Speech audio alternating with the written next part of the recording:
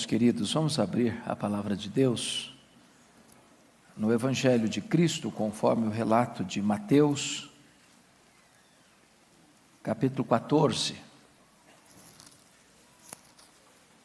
versos 22 a 33.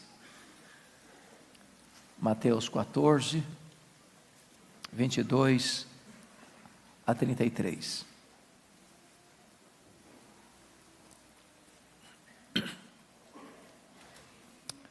Está escrito: logo a seguir compeliu Jesus os discípulos a embarcar e passar adiante dele para o outro lado, enquanto ele despedia as multidões. E despedidas as multidões, subiu ao monte a fim de orar sozinho. Em caindo a tarde, lá estava ele só. Entretanto, o barco já estava longe, a muitos estádios da terra, açoitado pelas ondas, porque o vento era contrário. Na quarta vigília da noite, foi Jesus ter com eles, andando por sobre o mar. E os discípulos, ao verem-no andando sobre as águas, ficaram aterrados e exclamaram: é um fantasma! E tomados de medo, gritaram. Mas Jesus imediatamente lhes disse: tende bom ânimo, sou eu, não temais. Respondendo-lhe Pedro, disse: se és tu, Senhor, manda-me ir ter contigo por sobre as águas. E ele disse: vem. E Pedro, descendo do barco, andou por sobre as águas e foi ter com Jesus. Reparando, porém, na força do vento, teve medo. E começando a submergir, gritou: salva-me, Senhor! E prontamente Jesus, estendendo a mão, tomou e lhe disse: homem de pequena fé, por que duvidaste? Subindo ambos para o barco, cessou o vento. E os que estavam no barco o adoraram, dizendo: verdadeiramente és filho de Deus. Amém. Irmãos amados, este episódio enseja-nos algumas lições muito oportunas ainda hoje. O contexto desta passagem é que o Senhor Jesus Cristo estava numa dinâmica muito intensa do seu ministério. A rotina era pesada. As multidões vinham para ser atendidas. Enfermos, endemoniados eram libertos. Cegos recebiam a vista, surdos ouviam, mudos falavam. Pessoas de todos os tipos vinham, prostitutas, publicanos, pecadores. As pessoas tinham as mais diferentes necessidades, precisavam dos mais variados cuidados, a ponto da Escritura nos informar que os discípulos não tinham mais tempo sequer para comer. Era um tempo de cansaço, de esgotamento físico. Se não bastasse essa agenda tão agitada, o contexto próximo nos informa que uma notícia muito dramática e dolorosa atinge os discípulos de cheio. O precursor do Messias, o grande pregador João Batista, o homem que atraía para o deserto multidões, o homem que apontou para Jesus dizendo: eis o Cordeiro de Deus que tira o pecado do mundo, por denunciar um pecado do rei Herodes, foi preso, e agora acaba de chegar a notícia: João Batista foi degolado, foi decapitado, por ordem de Herodes. Certamente a nação estava em pânico, certamente o povo estava perplexo, apreensivo, e é nesse cenário de perplexidade, de esgotamento, de cansaço, de fadiga, de agitação, que Jesus tomou a decisão de sair com seus discípulos para um tempo de descanso, de refrigério. Se fosse hoje, diríamos: saíram de férias, merecidas férias, necessitadas férias. O que é curioso é que o texto relata que quando Jesus chega nesse local, a multidão já havia descoberto o plano e pegado outro caminho e antecipado. E quando os discípulos chegam, talvez com tantas expectativas, com tantas ideias boas, de um tempo a sós com o mestre, para descansarem, uma vasta multidão. Eu penso que houve uma decepção, uma frustração. E diz a Bíblia que em vez de Jesus despedir aquela multidão, é os discípulos que estão preocupados. O Senhor, despede esse povo, está chegando a noite, não tem lugar para comer, vai ser um problema muito sério, a gente não tem como fazer. E Jesus Cristo olha para eles e diz assim: dai-lhe vós mesmos de comer. A grande pergunta é: como? Nós não temos, não tem provisão, não tem dinheiro, não tem lugar para comprar. De repente chega André e diz: Senhor, andei por aí, descobri um menino que trouxe o lanche dele, tem 5 pães e 2 peixes, mas na verdade, Senhor, o que é isso? É nada para essa multidão. Aí diz a Bíblia que Jesus fez o povo se assentar e dá graças ao Pai, e multiplica pães e peixes, e alimenta aquela vasta multidão. Diante desta cena, diz João 6, que a multidão ficou tão impressionada e tão encantada com Jesus, que começou um burburinho no meio da multidão. Esse Jesus tem que ser rei, vamos constituí-lo rei, vamos fazer dele um Messias político, ele precisa ficar entre nós, ele resolve os nossos problemas, ele atende a nossa necessidade. Mesmo na escassez ele tem pão para nós, mesmo no deserto ele arranja pão com fartura, ele põe mesa no deserto, ele tem que ficar entre a gente fazendo esses milagres.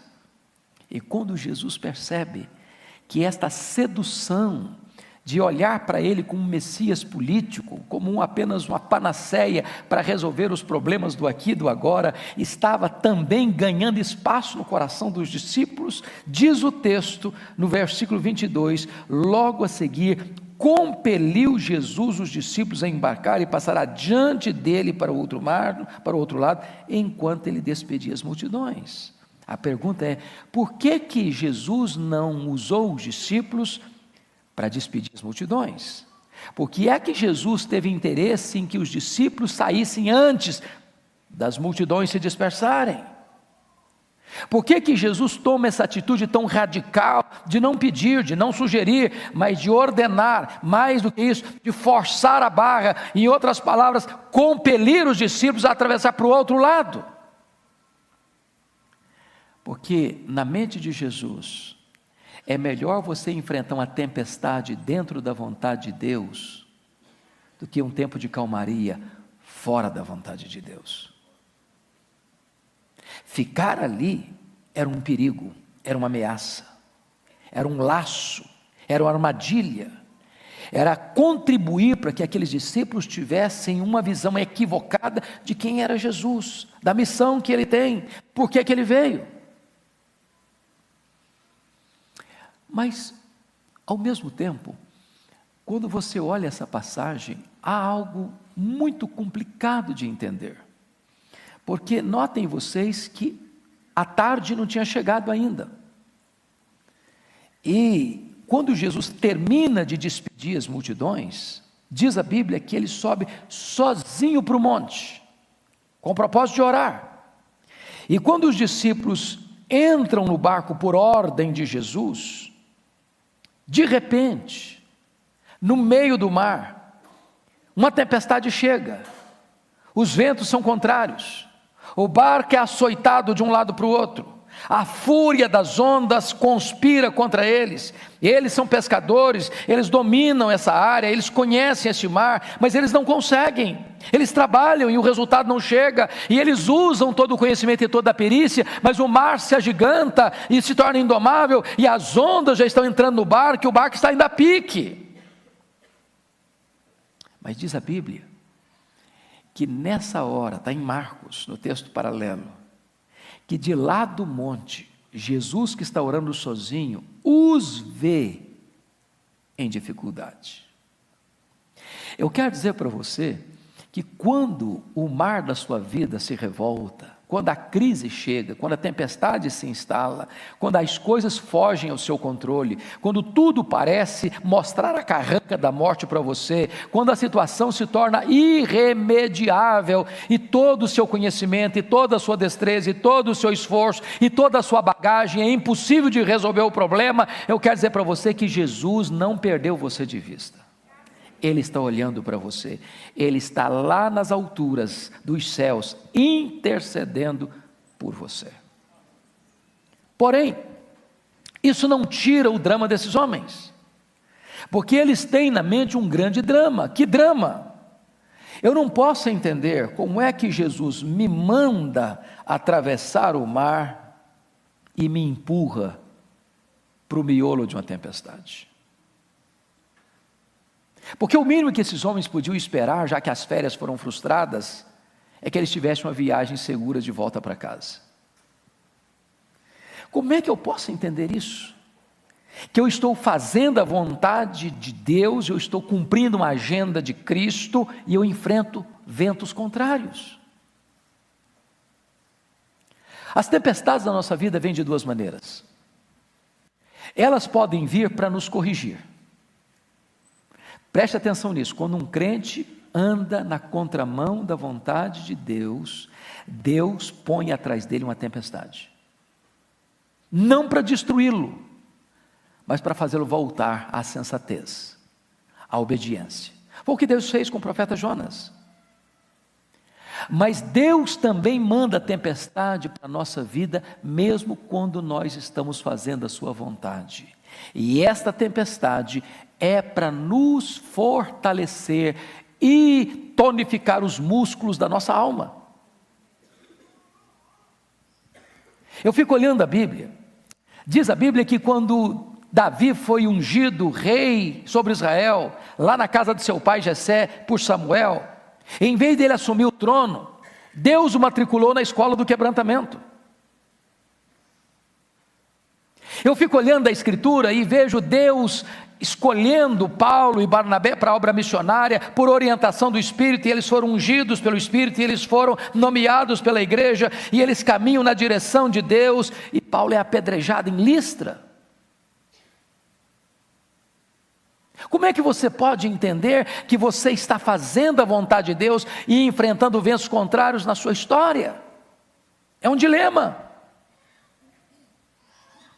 Mas notem mais comigo, eles saíram para embarcar, nem a tarde tinha declinado ainda, e eles entram e começa a escurecer, e de repente o mar se empola, e de repente o vento sopra contrário a eles, e eles tentam salvar-se daquela procela, daquela tempestade, a noite vai adentrando, o problema vai se agravando, e Jesus não chega, e Jesus não vem, e Jesus não aparece, e Jesus não socorre, e o tempo passa e a demora é maior ainda, e a apreensão é maior ainda, e o medo é maior ainda, e a angústia é mais agravada ainda, e Jesus não chega. A grande tensão da sua e da minha vida é essa: meu Deus, por que eu estou passando por esse problema? Por que eu estou passando por essa enfermidade? Por que eu estou passando por essa crise na minha família? Por que eu estou passando por essa crise financeira? Por que eu estou enfrentando esse dilema na minha casa?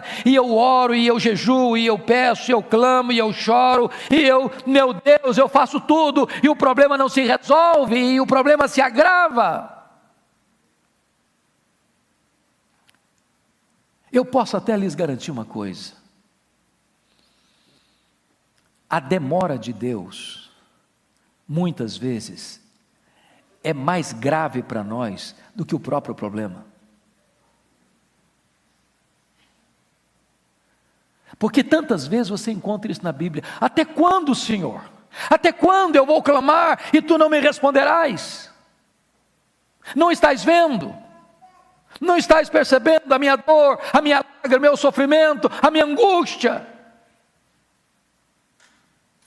E eu fico imaginando quantas perguntas existiram ali naquele grupo. Por que Ele nos mandou? Por que Ele não está conosco? Por que Ele não chegou ainda? Por que Ele está demorando tanto? E eu fico pensando o dilema de Marta e de Maria, que mandaram aquele recado para Jesus diante da enfermidade do Lázaro, e ele não chega. E ele mandou emissário e ele não chega, e o Lázaro piorando e ele não chega, e o Lázaro morre e ele não chega, e o Lázaro é sepultado e ele não chega, e passaram-se 4 dias. Às vezes a demora de Deus aflige a nossa alma. Mas notem comigo, de repente, em Marcos está escrito isso, em Marcos capítulo 6, versículo 48, que vendo-os em dificuldade, Jesus desce e vai ao encontro deles. E a primeira coisa que eu quero dizer para você hoje, para confortar a sua alma, é o seguinte: Jesus sempre vem. Ele sempre vem. Ele sempre vem. Não vem na hora que eu quero. Não vem na hora que eu acho que Ele deva vir. O Kairos de Deus é diferente do meu Cronos. O tempo oportuno de Deus é diferente do meu relógio. Ele vem do seu tempo, da sua forma, revelando o seu poder. Então, talvez você que veio aqui hoje está vivendo um drama pessoal, talvez no casamento, talvez com os filhos, talvez na sua saúde, talvez no seu emprego, talvez na sua empresa, talvez na sua vida financeira, talvez no seu mundo interior, nas suas emoções, talvez tenha uma tempestade em cima da sua casa, talvez está desabando um tsunami na sua vida. E eu posso dizer uma coisa para você: Jesus vem. Ele nunca desamparou os seus. Ele sempre vem em socorro dos aflitos. Mas notem comigo que muitas vezes Ele vem na hora que nós achamos que não tem mais jeito, na hora que nós jogamos a toalha, na hora que nós dizemos o seguinte: olha, agora eu não espero mais nada, agora é preparar para morrer, porque não tem mais jeito nenhum, acabou. O texto diz que Jesus veio na 4ª vigília da noite. O que significa isso? A noite, para um judeu, ou as vigílias da noite eram divididas em 4. Das 6 da tarde às 9 da noite era a primeira vigília. Das 9 da noite à meia-noite era a segunda vigília. Da meia-noite às 3 da madrugada era a terceira vigília. Das 3 da madrugada às 6 da manhã era a 4ª vigília. Portanto, notem comigo, se eles entraram no barco de dia ainda, e antes do cair da tarde eles ainda estavam viajando, e depois é que começa a tempestade, significa que esses homens viveram no miolo da tempestade mais de 9 horas. Bom, 9 horas pode ser um tempo muito curto, depende da circunstância. Você já foi no dentista assim, e aquele motorzinho na sua orelha? E quando a anestesia não pega direito? 5 minutos são eternidade. 9 horas de pânico, 9 horas de medo, 9 horas de ameaça, 9 horas a morte mostrando a carranca para eles, 9 horas o mar querendo engoli-los, 9 horas e Jesus não chega. Mas Jesus esperou a 4ª vigília. Sabem por quê? Para que todos eles pudessem entender uma coisa: quando os seus recursos chegam ao fim, os meus recursos estão plenamente disponíveis. Para você entender uma coisa: o seu fim pode ser o meu começo. Quando você não tem mais o que fazer, eu tenho tudo para fazer.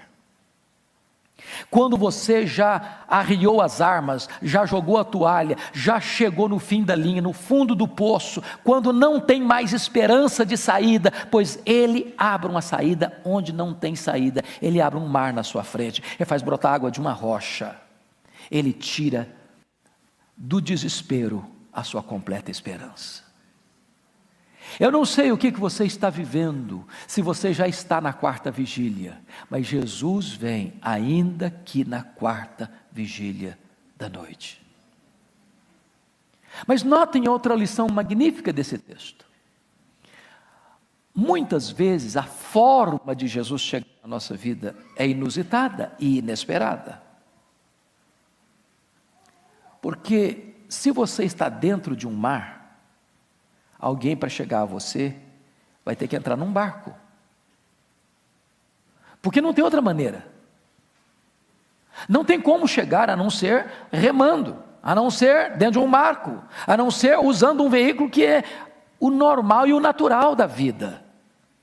Só que Jesus chega de noite, andando sobre as águas. Agora preste atenção nisso, irmãos, preste atenção nisso. Você já viu alguém andando sobre as águas? Está de noite, e alguém já disse que a hora mais escura da noite não é a meia-noite, é na madrugada. Se está uma tempestade, é muito provável que haja relâmpagos. Imagine você, já com medo da morte, uma escuridão, um breu, e de repente um relâmpago risca os céus, um facho de luz, e você vê alguém andando em cima da água. Eu gritaria também. Um fantasma! Mais problema para nós. Se não bastasse esse, vem outro. Quantas vezes, meus irmãos, nós não discernimos a forma de Deus chegar na nossa vida?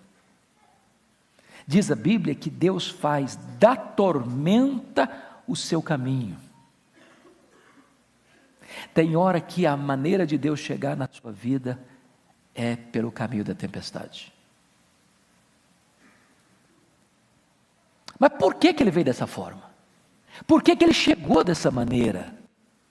Para ensinar aqueles homens e para você e para mim hoje, que aquilo que é maior do que você, aquilo que ameaça você, aquilo que conspira contra você, está literalmente debaixo dos pés do Senhor Jesus. Ele é maior do que a sua tempestade, Ele é maior do que a sua doença, Ele é maior do que a sua dor, Ele é maior do que a sua crise, Ele é maior do que o seu sofrimento, Ele é maior do que as suas lágrimas, Ele é maior do que o seu desespero, Ele está no controle de todas as coisas.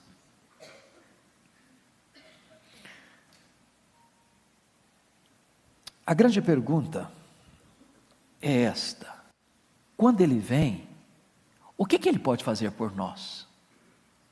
Eu acho isso maravilhoso, porque diante do susto e do medo dos discípulos, está escrito no verso 27, mas Jesus imediatamente lhes disse: tende bom ânimo, sou eu, não temais. Mas qual era o problema daqueles homens? Era um mar revolto, era uma circunstância adversa, era um problema que eles não podiam resolver.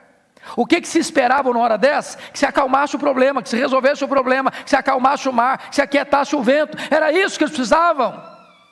Mas não foi isso que Jesus Cristo fez.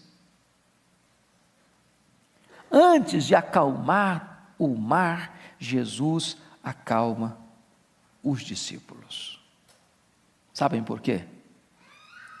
Porque muitas vezes Jesus olha para você e enxerga dentro de você uma tempestade maior que a tempestade que está fora de você. Tem hora que a nossa maior crise não está lá fora, está aqui dentro. Tem hora que a verdadeira tempestade que nos leva ao naufrágio não é a circunstância, é o sentimento.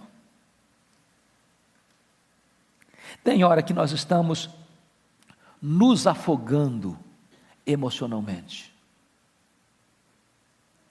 Tem hora, irmão, que a crise maior que assola a sua vida não é o que está à sua volta, é o que está dentro de você. Por isso Jesus Cristo disse para eles: tem de bom ânimo, sou eu, não tenham medo. 3 verdades. Primeiro, tem bom ânimo. Ter bom ânimo é muito bom quando está tudo bem. Mas ter bom ânimo com a carranca da morte? Ter bom ânimo na iminência de um naufrágio? Ter bom ânimo no meio de uma tempestade? Mas como é que eu posso ter bom ânimo assim? A única maneira é você entender o seguinte: quem está aqui chegando é aquele que diz assim: sou eu, o eu sou, o Todo-Poderoso, o Criador dos céus e da terra, o que fez o mar, o que controla os ventos, sou eu estou aqui, é a minha presença, não é a sua força, não é a ausência de problema, eu cheguei, Ele que tem todo o controle, Ele que tem todo o domínio, chegou, Ele está aqui, Ele está conosco, todos os dias Ele está conosco, é por causa da presença dEle, e porque Ele chegou, e porque Ele é Deus, Ele pode dizer: não tenha medo. Eu não sei quantos de vocês vieram para cá hoje com alguns medos na alma, com alguns medos no coração, atormentados, pois Jesus está aqui hoje dizendo para você: não tenha medo. Está doente? Não tenha medo. Está desempregado? Não tenha medo. Está enfrentando problema na família? Não tenha medo. Jesus está aqui e Ele sabe cuidar de você. A segunda coisa que Jesus Cristo fez nesse texto é que Pedro, nós às vezes batemos muito em Pedro, mas eu me impressiono com ele, porque daqueles discípulos, o único que teve coragem de dizer: se és tu, Senhor, então manda-me ir ter contigo por sobre as águas. Ele nunca tinha andado sobre as águas, ninguém tinha andado até então, a não ser Jesus. Ele teve coragem, e ele teve fé, pelo menos por um momento. Ele sabia quem era Jesus. Aliás, foi ele que disse: nós sabemos em quem temos crido, para quem iremos nós? Só tu tens as palavras de vida eterna. E ele vai, e de repente, irmãos, ele olha para a circunstância e começa a afundar. Pedro é um símbolo da nossa natureza. Pedro está aqui hoje, nesta manhã, e ele está aqui debaixo da sua pele, o sangue dele está correndo nas suas veias, o coração dele está batendo no seu peito. Quantos de nós já fizeram uma jornada de fé e de repente, num dado momento, a gente fracassou? Num dado momento a gente tirou os olhos de Jesus. Já aconteceu comigo, provavelmente já aconteceu com você. Quantas vezes, mesmo tendo experiências dos milagres da graça, a gente dá uma cochilada, falseada. Mesmo sabendo que Ele tem todo o poder, a gente olha para a carranca da morte, para o medo da situação, para a tempestade terrível, e a gente começa a afundar. Mas bendito seja Deus, Ele vem também, sabe para quê? Para levantar o caído, para tirar alguém do fundo do poço. E eu não sei se você caiu, eu não sei se você fracassou, mas Jesus está aqui hoje, nesta manhã, para botar você de pé outra vez, para colocar você em solo firme de novo, para restaurar a sua vida, para recompor sua história, para dar a você a nova possibilidade de uma caminhada vitoriosa daqui para frente. Mas finalmente, irmãos, o que Jesus Cristo veio fazer? Ele veio para acalmar os discípulos, para restaurar Pedro, para acalmar de vez a tempestade. Sabe o que eu acho bonito nisso? Que a tempestade não dura a vida inteira. Depois do choro, vem a alegria. Depois da tempestade, vem a bonança.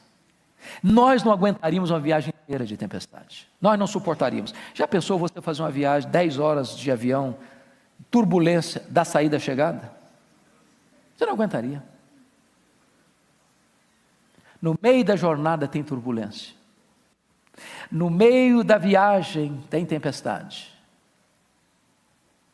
Mas aquele que tem todo o poder e está no controle de todas as coisas, chega para dizer para a tempestade: basta, chega, já cumpriu o meu propósito, agora aquieta-te, agora sossega. E tudo se acalmou, e a bonança chegou.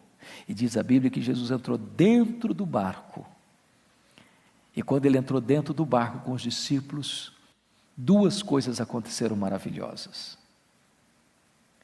E isso seja uma pergunta, talvez uma das perguntas mais inquietantes da nossa vida, que eu já fiz e você também. E a pergunta é esta: meu Deus, se tu nos amas mesmo, por que a gente tem que sofrer? Por que tu não nos poupas da dor? Por que, Senhor? A gente não podia pular essa fase. Por que, Senhor? Por que eu tenho que enfrentar a tempestade? Por que a luta tem que chegar? Sabem por quê, irmãos? O verso 33 responde essas duas perguntas. Primeiro, Deus não é sádico. Deus não tem prazer em nos ver sofrer. Mas, muitas vezes, é através do sofrimento que os olhos da nossa alma são abertos. As lágrimas limpam a nossa vista. E então nós entendemos, diante do socorro extraordinário de Jesus, nas lutas e dramas da vida, quem Ele é. E nós então nos prostramos para adorá-lo. E os que estavam no barco o adoraram. Sabe para que Deus criou você? Para você adorá-lo. Sabe qual é o grande projeto de Deus na sua vida? É você adorá-lo. Sabe para que você existe? É para você adorá-lo. Mas quantas vezes na bonança nós não fazemos isso? Nós nos deleitamos nas bênçãos, nas dádivas, e nos esquecemos do doador. Aí a luta chega, a tempestade chega, a crise chega, a luta chega, e nesta hora nós somos desmamados das glórias deste mundo, nos desencantamos com o glamour deste mundo, e nessas horas os olhos da nossa alma são abertos para nós vermos a grandeza do nosso grande Deus e Salvador, e então nos prostramos e o adoramos. A segunda razão está no verso 33, quando eles disseram assim: verdadeiramente és Filho de Deus. Quem está dizendo isso? Os discípulos. Eles já sabiam disso? É claro que sabiam. É claro que sabiam. Mas há uma palavra aí enfática: verdadeiramente. Não temos dúvida, não temos o mínimo sentimento de dúvida, temos garantia absoluta, maiúscula: verdadeiramente és Filho de Deus. Sabe o que significa isso, irmãos? As maiores e mais profundas lições da nossa vida, nós não as aprendemos em dias de festa, nós as aprendemos nas tempestades da vida. Elas vêm não para nos destruir, mas para nos fortalecer. Não para nos arrancar a fé, mas para robustecer o nosso conhecimento prático e empírico e experimental de quem é o nosso Senhor. Seu mar está revolto? Você tem muitas perguntas e ainda poucas respostas? Eu quero dizer para você que Jesus Cristo vem. E vem ainda que na quarta vigília da noite. E vem colocando debaixo dos seus pés poderosos os seus problemas. Ele vem para acalmar o seu coração. Ele vem para acalmar suas circunstâncias. Ele vem, sabe para quê? Está escrito lá em João, o outro texto paralelo, para levar você ao seu destino, para levar você ao seu porto seguro, para levar você à glória, porque Ele é aquele que nos toma pela mão direita, nos conduz com o seu conselho eterno e depois nos recebe na glória. A Ele honra, glória e louvor, agora e eternamente. Amém.